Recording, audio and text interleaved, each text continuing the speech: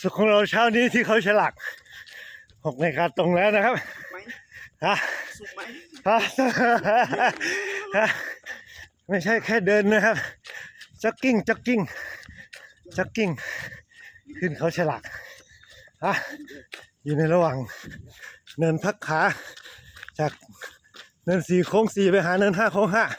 5อยู่เหมือนเอ็ดดี้พอดีเลยนะครับเคยพิษโลก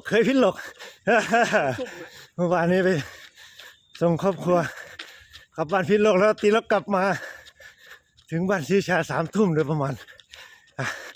เช้านี้มาเจอกันที่เขาฉลากเจอกับวันมาฆบูชาเลยมาโดยไม่ได้นัดหมายเลยเขาฉลาก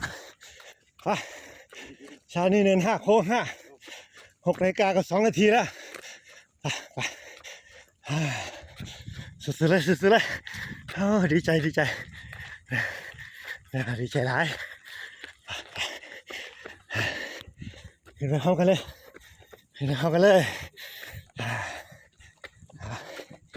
ยอดเยี่ยมเลยครับยอดเยี่ยมเลยสวัสดีครับสุดเดิน5 โค้ง 5จ็อกกิ้งทำเวลาเพราะว่าต้องเผื่อเวลาเดินทางกลับบ้านอาบน้ำมาท่ากินข้าวไปทำงานสุดยอดเยี่ยมเลย